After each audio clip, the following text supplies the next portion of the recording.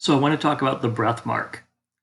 If you're reading a sentence and it's really long and there's a comma in the middle, you tend to pause or even suck in air at that moment.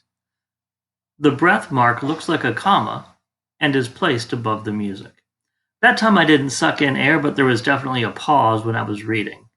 And the apostrophe, comma, breath mark looking thing that you'll see in music, it's a similar thing. It's telling you need to have a break in the sound there. And the way we create that break in music and band is by breathing together. The breath mark looks like a comma and is placed above the music. So in reading, it doesn't mean you have to breathe, but in music, it means you must.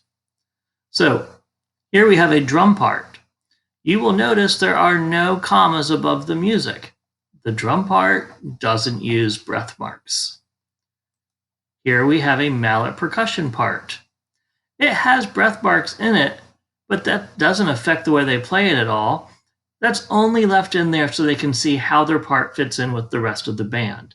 That way, when the music teacher is talking about how many notes are in the melody before you have your first phrase break, they know, they can see, they can count.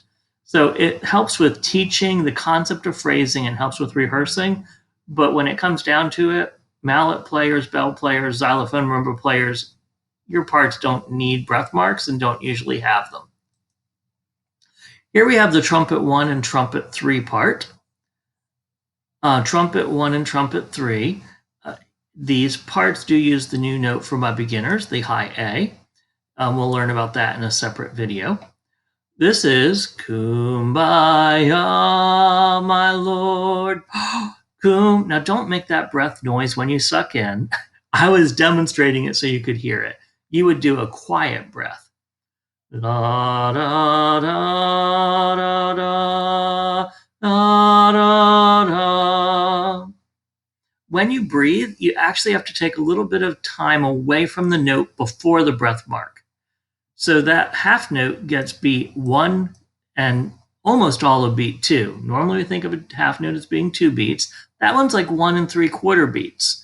And then that quarter note after the breath mark must come exactly in on beat 3.